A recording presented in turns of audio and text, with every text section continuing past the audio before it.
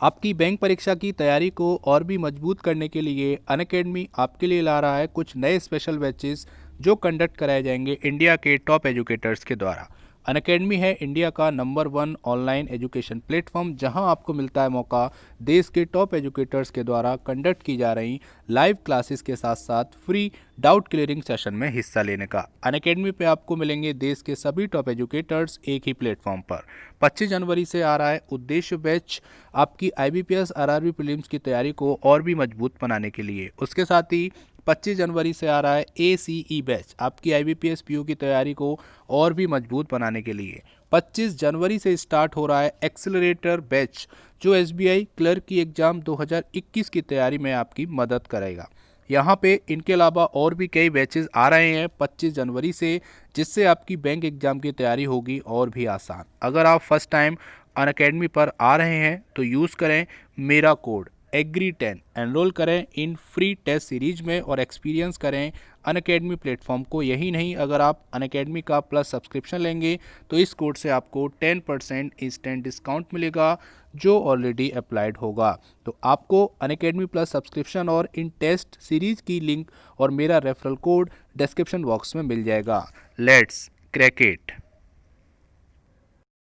Hello friends, welcome back in agree Mantra channel. आज हम बात करेंगे 25 जनवरी 2021 25 जनवरी 2021 के इम्पोर्टेंट एग्रीकल्चर करंट अफेयर्स जो आपके एग्जाम के पॉइंट ऑफ व्यू से काफ़ी इम्पोर्टेंट रहने वाले हैं। स्टार्ट करते हैं आज का मोस्ट इम्पोर्टेंट सेशन। उससे पहले अगर आप हमारे सोशल मीडिया प्लेटफॉर्म से नहीं जुड़े हैं तो जुड़ सकते हैं, लिंक आपको डिस्क्रिप्शन बॉक्स में दे दिया गया है। सबसे पहले बात करेंगे Delhi police grants permission for farmers tractor rally on Republic day. तो यहाँ पे 26 जनवरी मतलब रिपब्लिक डे के दौरान ट्रैक्टर रैली को करने के लिए दिल्ली पुलिस ने किसान यूनियन को परमिशन दे दी है, जिसके लिए कई दिन से मीटिंग चल रही थी। तो यहाँ पर फाइनली परमिशन ग्रांट कर दी गई है दिल्ली पुलिस के द्वारा फार्मर्स के लिए। तो यहाँ पर अब परेड में ट्रैक्टर रैली की भी परेड होगी जो कि 26 जनवरी रिपब्लिक डे के दौरान आपको दिखाई देगी। जानेंगे इसके बारे में डिटेल में, सारी इन्फॉर्मेशन आने वाली स्लाइड में। Second important current affair, Assam is emerging as a global hub in agricultural production, Narendra Singh Tomar. तो हमारे union agriculture minister Narendra Singh Tomar का कहना है कि असम एग्रीकल्चरल प्रोडक्शन में एक उभरता हुआ ग्लोबल हब है। तो यहाँ पे जानेंगे कि ये बात क्यों की गई है और असम में ऐसा क्या है जो कि ग्लोबल हब बनने की तैयारी में है एग्रीकल्चरल प्रोडक्शन में। तो इसके बारे में जानेंगे डिटेल में, सारी इन्फॉर्मेशन आने वाली स्लाइड में। और यहाँ पे बात करेंगे, जैसे कि आपको पता है, annual report of department of animal husbandry and dairying 2019-20 2019-20 की जो एनुअल रिपोर्ट है उसके बारे में यहाँ पर हम समरी देखेंगे जो कि department of animal husbandry and dairying ने रिलीज़ की है। बहुत इंपॉर्टेंट है, इसको आप जरूर देखना। सबसे पहले बात करेंगे तो दिल्ली पुलिस ने यहाँ पे परमिशन ग्रांट कर ली है फार्मर्स की ट्रैक्टर रैली के लिए 26 जनवरी रिपब्लिक डे के दौरान। तो यहाँ पर 26 जनवरी को अब आपको किसानों के ट्रैक्टर की भी परेड देखने को मिलेगी जो कि ट्रैक्टर रैली के नाम से जाना जा रहा है, जो कि 26 तारीख को आपको लाइव देखने का मौका मिलेगा। यहाँ पर ये जो रैली हो रही है इसका उद्देश्य वही है कि जो किसान बिल पारित किए गए उनको रिपील किया जाए, उनको वापस लिया जाए। उसी के विरोध में ये ट्रैक्टर रैली निकाली जा रही है, जिसके लिए काफ़ी जद्दोजहद हुई, मीटिंग्स हुई और फाइनली किसानों को परमिशन मिल चुकी है इस ट्रैक्टर रैली को ऑर्गेनाइज करने के लिए।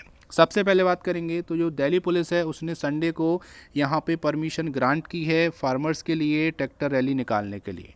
यहाँ पे 26 जनवरी को ये ट्रैक्टर रैली निकाली जाएगी।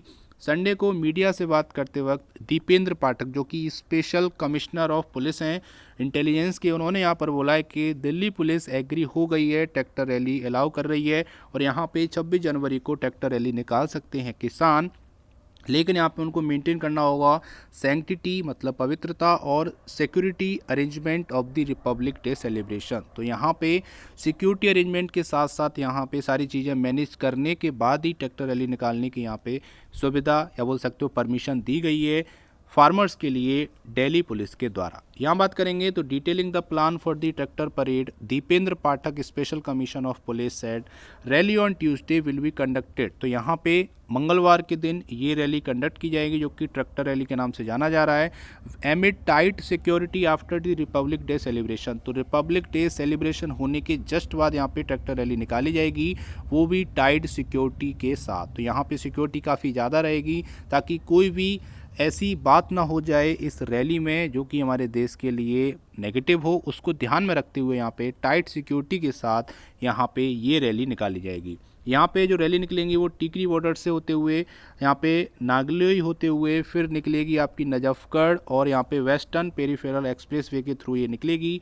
और एक आपकी रैली होगी जो गाज़ीपुर बॉर्डर से निकलेगी और ये 56 फुट रोड से होते हुए फिर रिटर्न हो जाएगी अपने ओरिजिनल पॉइंट पे और यहाँ पे ये जाएगी कुंडली गाज़ियाबाद और यहाँ पे पलवल एक्सप्रेसवे से होके। तो ये कुछ रूट है जो कि ट्रैक्टर रैली के रूट यहाँ पे डिसाइड किए गए हैं दिल्ली पुलिस और किसान यूनियन के आपस में सहमति से, जो कि यहाँ पर पाठक जी ने बोला है। यहाँ पे ये 3 बिल हैं जिनके विरोध में ये बोल सकते हैं ट्रैक्टर रैली भी निकाली जा रही है। अभी तक कई सारी मीटिंग्स हुई हैं यहाँ पे, लेकिन कोई भी निष्कर्ष नहीं निकल पाया है। तो यहाँ पर फार्मर्स ने आह्वान किया था कि वो 26 जनवरी को ट्रैक्टर रैली निकालेंगे, तो यहाँ पर उसके लिए परमिशन मिल चुकी है। ये बिल है, जैसे बात करेंगे the farmer produce trade and commerce promotion and facilitation act 2020, दूसरा है the farmer agreement on price assurance and farm service act 2020 और तीसरा बिल है असेंशियल कम्युनिटीज़ अमेंडमेंट एक्ट 2020। तो तीनों बिल सितंबर मंथ में 27 सितंबर को राष्ट्रपति जी की मंजूरी मिली और ये ऑल ओवर द इंडिया पारित हो गए। इसके बाद सुप्रीम कोर्ट ने इन पर रोक लगा दी। अब यहाँ पे बात की जा रही है तो भी सरकार ने एक प्रपोजल दिया था कि 1.5 साल के लिए, मतलब यहाँ पे 18 मंथ के लिए वो इन बिल को निलंबित कर सकते हैं, ये प्रपोज़ल था। लेकिन किसान यूनियन ने उस प्रपोज़ल को खारिज कर दिया है। अब यहाँ पर बोल सकते हैं कोई भी कंक्लूज़न अभी इन बिल्स के रिगार्डिंग नहीं निकल पाया। तो देखते हैं फ्यूचर में क्या होता है, आपको अपडेट मिलती रहेगी। उम्मीद करते हैं यहाँ तक आपको समझ में आया होगा। नेक्स्ट बात करेंगे तो Assam is emerging as a global hub in agricultural production. तो एग्रीकल्चरल प्रोडक्शन में असम जो है वो उभरता हुआ ग्लोबल हब, वैश्विक हब बनने की तैयारी में है। ये बात कही है Narendra Singh Tomar, union agriculture minister ने। जान लेते हैं इसके बारे में। तो गुवाहाटी में union minister of agriculture Narendra Singh Tomar ने बोला है कि असम अब बहुत तेज़ी से उभरता हुआ ग्लोबल हब बनता जा रहा है एग्रीकल्चरल प्रोडक्शन के मामले में। यहाँ पे तोमर ने पार्टिसिपेट किया था, एक इनॉग्रल फंक्शन हुआ था नेशनल एग्री हॉर्टिकल्चरल शो 2021, वहाँ पर उन्होंने पार्टिसिपेट किया जो हुआ था गोलाघाट डिस्ट्रिक्ट के बोका घाट स्टेडियम में, जो कि वर्चुअली हुआ था। तो वर्चुअली ये अटेंड किया गया था नरेंद्र सिंह तोमर जी के द्वारा और ये बात उन्होंने वर्चुअली ये बात कही है अपने स्टेटमेंट में। He said Assam is fast emerging as a global hub in terms of agriculture production। तो एग्रीकल्चर प्रोडक्शन के पॉइंट ऑफ व्यू से बात करेंगे तो जो असम है वो प्रोड्यूस करता है लगभग 50% ऑफ टी। तो टोटल जो प्रोडक्शन होता है टी का इंडिया में, उसका 50% लगभग असम प्रोड्यूस करता है और टोटल बम्बू प्रोडक्शन का 28% असम प्रोड्यूस करता है। तो ये काफ़ी बड़ी बात है असम स्टेट के लिए और यही कारण है कि बोला जा रहा है कि as a emerging global hub बनने की तैयारी में है एग्रीकल्चरल प्रोडक्शन के मामले से अगर हम बात करेंगे असम की। He inform that the union food minister processing ministry has initiated move to set up mega food park. तो यहाँ पे बोल सकते हैं कि इनिशिएशन हो चुका है। यूनियन फूड मिनिस्ट्री यहाँ पे जो है वो मेगा फूड पार्क इनिशिएट कर रही है असम स्टेट में, बोल सकते हैं लेकर आ रही है, जिससे लाखों लोगों को यहाँ पर रोजगार मिलेगा, फार्मर्स की इनकम बढ़ेगी और जीडीपी में भी यहाँ पर ग्रोथ देखने को मिलेगी। ये बात कही है यहाँ पे। तो एक तरह से कहने का मतलब है कि असम स्टेट पर फोकस किया जा रहा है फूड के मामले में भी, और जो भी उनकी स्पेसिफिक क्रॉप हैं जिसके लिए असम स्टेट जाना जाता है उसको और बढ़ावा देने के लिए बात की गई है। यहाँ पर वहाँ के जो चीफ मिनिस्टर हैं सर्बानंद सोनोवाल, उन्होंने यहाँ पे appreciated the initiative taken by the agriculture department. तो उन्होंने अप्रिशिएट किया है कि जो भी इनिशिएट लिए जाते हैं एग्रीकल्चर डिपार्टमेंट के द्वारा वो सराहनीय हैं और इससे स्टेट को काफ़ी हेल्प मिली है।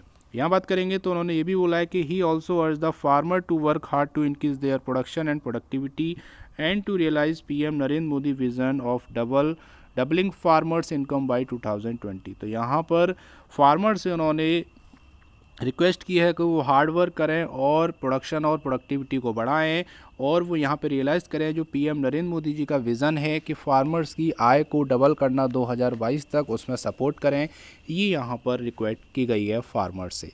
तो कहने का मतलब है कि असम को यहाँ पर और उपलब्धियां दिलाने की बात की जा रही है और आगे ले जाने की बात की जा रही है एग्रीकल्चर मिनिस्ट्री के भी द्वारा, और यहाँ पे जो चीफ मिनिस्टर हैं सर्बानंद सोनोवाल के द्वारा। तो यहाँ पर काफ़ी अच्छा है एग्रीकल्चर पॉइंट ऑफ व्यू से, असम का काफ़ी कंट्रीब्यूट रहा है खासकर चाय और बम्बू के प्रोडक्शन के मामले में। उम्मीद करते हैं यहाँ तक आपको समझ में आया होगा। अब बात करेंगे मोस्ट इंपॉर्टेंट सेक्शन जो कि है annual report of department of animal husbandry and dairying 2019-20। तो यहाँ पर जो डेटा है उसके अकॉर्डिंग हम बात करेंगे।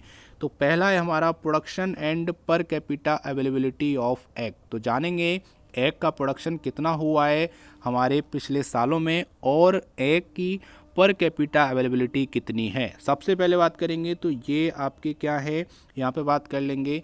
तो ये आपकी हैं प्रोडक्शन है यहाँ पे, ठीक है, और यहाँ पे आपका पर कैपिटा अवेलेबिलिटी है। ये जो रेड लाइन है ये पर कैपिटा अवेलेबिलिटी दिखाती है, और जो आपकी ब्लू लाइन है वो प्रोडक्शन बिलियन में दिखाती है, ठीक है। तो यहाँ पर बात करेंगे तो 2018-19 का लेटेस्ट जो डेटा है वो यहाँ पर निकला है, जिसमें 103.3 बिलियन एग का प्रोडक्शन हुआ है 2018-19 में। और पर कैपिटा अवेलेबिलिटी की बात करेंगे कि तो 79 एग पर कैपिटा अवेलेबल है भारत में, अगर हम अंडे की बात करेंगे। तो ये काफ़ी इंपॉर्टेंट यहाँ से आपको डेटा मिल जाता है, ये भी आपको याद रखना है, जो कि आपका प्रोडक्शन भी हो गया और per capita availability of egg हो गई, ठीक है, जो कि आपका ऑथेंटिकेट डेटा है। और अगर जो लेटेस्ट डेटा आएगा वो भी आपको बता दिया जाएगा। अभी तक का जो लेटेस्ट डेटा रिलीज़ किया गया है एनिमल हस्बेंड्री डिपार्टमेंट के द्वारा वो यही है, इसको हम यहाँ पे आपको बता चुके हैं। सेकंड बात करेंगे प्रोडक्शन ऑफ वुल। वुल की बात करेंगे, ऑल इंडिया में जो प्रोडक्शन है वो किस तरीके से किस किस साल में कितना रहा है। तो ये प्रोडक्शन है आपका है मिलियन किलोग्राम में, और ये ईयर है। तो यहाँ पे बात करेंगे तो 2018-19 की बात कर लेते हैं। तो यहाँ पर 40.4 मिलियन किलोग्राम रहा है जो प्रोडक्शन है वुल का, ऊन का, जो कि काफ़ी कम रहा है। अगर हम बात करेंगे 2014-15 में तो पीक पे था, मतलब 48.1 मिलियन किलोग्राम था। तो ईयर बाय ईयर यहाँ पे डाउन हुआ है वुल का प्रोडक्शन, जो कि आप ग्राफ में देख सकते हैं। ये भी डेटा एनिमल हस्बेंड्री डिपार्टमेंट से लिया गया है, जो कि ऑथेंटिकेट डेटा है। आपको रिसेंट का याद रखना है, मतलब 2018-19 का याद रखना है। 40.4 मिलियन केजी प्रोडक्शन हुआ है वुल का 2018-19 में। अब बात करेंगे production of meat all India. तो संपूर्ण भारत में जो मीट का प्रोडक्शन हुआ है उसकी बात करेंगे तो 2018-19 में जो प्रोडक्शन हुआ है वो हुआ है आपका 8.1 मिलियन टन। तो यहाँ पे जो प्रोडक्शन है वो मिलियन टन में है, ये ईयर है। तो यहाँ पर 2010-11 की बात करेंगे तो केवल 4.9 मिलियन टन प्रोडक्शन होता था, जो कि बढ़ के अब डबल तो नहीं है लेकिन डबल के पास पहुँचने वाला है। 8.1 मिलियन टन यहाँ पे मीट का प्रोडक्शन हो चुका है, बढ़ चुका है इंडिया का। अगर पिछले ईयर से अगर कंपेयर करेंगे तो यहाँ पर काफ़ी इंक्रीमेंट देखने को मिला है प्रोडक्शन में मीट के में, ठीक है। तो ये 18-19 का डेटा यहाँ से आपको याद करना है कि 8.1 मिलियन टन प्रोडक्शन हुआ है मीट का 2018-19 ईयर में। उम्मीद करते हैं यहाँ तक आपको समझ में आया होगा। तो ये हो गया आज का इंपॉर्टेंट सेशन। अब बात करेंगे आज के प्यारे क्वेश्चन की, लेकिन उससे पहले बात करेंगे पिछले वीडियो में पूछे गए क्वेश्चन के आंसर के बारे में। क्वेश्चन था national bureau of soil survey and land use planning NBSSLUP is headquartered at. तो यहाँ पे आंसर है नागपुर महाराष्ट्र में। तो महाराष्ट्र के नागपुर सिटी में ये national bureau of soil science and land use planning situated है, उसका हेडक्वार्टर वहीं पर है। तो आपको याद रखना है। सभी स्टूडेंट ने सही आंसर किया है इस क्वेश्चन का। आप बात करेंगे आज की प्यारे क्वेश्चन की। तो क्वेश्चन है which state has been declared jackfruit as the official state fruit. तो यहाँ पर अभी एक स्टेट ने हाल ही में जैक फ्रूट को ऑफिशियल स्टेट फ्रूट घोषित किया है। तो वो कौन सा राज्य है, आपको उस स्टेट का नाम कमेंट बॉक्स में भेजना है। उम्मीद करते हैं आपको आंसर आता होगा।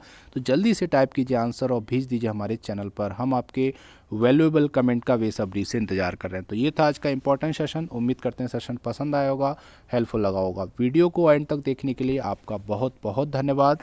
इसका PDF आपको हमारे टेलीग्राम चैनल से मिल जाएगा, जिसकी लिंक आपको डिस्क्रिप्शन बॉक्स में दे दी है। So thank you for watching. जय हिंद, जय भारत।